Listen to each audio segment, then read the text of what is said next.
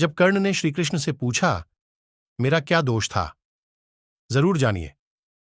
श्रीकृष्ण का उत्तर कर्ण ने कृष्ण से पूछा, मेरा जन्म होते ही मेरी मां ने मुझे त्याग दिया। क्या अवैध संतान होना मेरा दोष था? द्रोणाचार्य ने मुझे सिखाया नहीं, क्योंकि मैं क्षत्रिय पुत्र नहीं था। परशुराम जी ने मुझे सिखाया तो सही, परंतु श्राप दे दिया कि जिस वक्त मुझे उस विद्या की सर्वाधिक आवश्यकता होगी, मुझे उसका विस्मरण होगा, क्योंकि उनके अनुसार मैं क्षत्रिय नहीं था।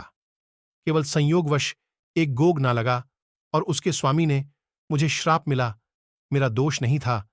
द्रौपदी स्वयंवर में मेरा अपमान किया गया। माता कुंती ने मुझे आखिर में मेरा जन्म रहस्य बताया भी, तो अपने अन्य बेटों को बचाने के लिए। जो भी मुझे प्राप्त हुआ है दुर्योधन से ही हुआ है। तो अगर मैं उसकी तरफ से लहूं तो मैं गलत कहां हूं? कृष्ण ने उत्तर दिया, कर्ण, मेरा जन्म कारागार में हुआ।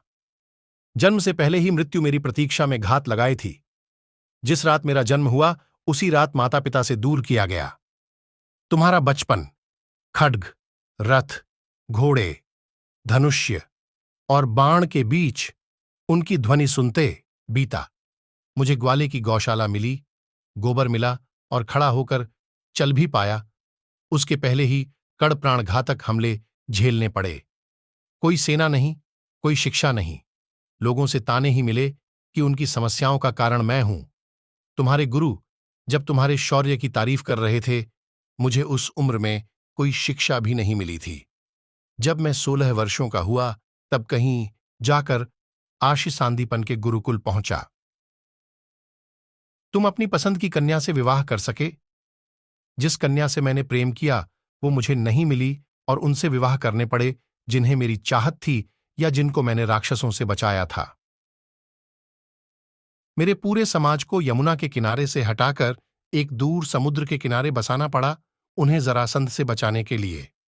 रण से पलायन के कारण मुझे भीरू भी कहा गया। अगर दुर्योधन युद्ध जीतता है तो तुम्हें बहुत श्रेय मिलेगा। धर्मराज, अगर जीतता है तो मुझे क्या मिलेगा? मुझे केवल युद्ध और युद्ध से निर्माण हुई समस्याओं के लिए दोष दिया जाएगा। एक बात का स्मरण रहे कर्ण, हर किसी को जिंदगी चुनौतियां देती है, जिंदगी किसी के भी साथ न्याय नहीं करती। दुर्योधन ने अन्याय का सामना किया है तो युधिष्ठिर ने भी अन्याय भुगता है। लेकिन सत्य धर्म क्या है यह तुम जानते हो। कोई बात नहीं, अगर कितना ही अपमान हो, जो हमारा अधिकार है वो हमें ना मिल पाए। महत्व इस बात का है कि तुम उस समय उस संकट का सामना कैसे करते हो। रोना धोना बंद करो कर्ण। जिंदगी न्याय नहीं करती। इसका मतलब यह नहीं होता कि तुम्हें अधर्म के पथ पर चलने की अनुमति है।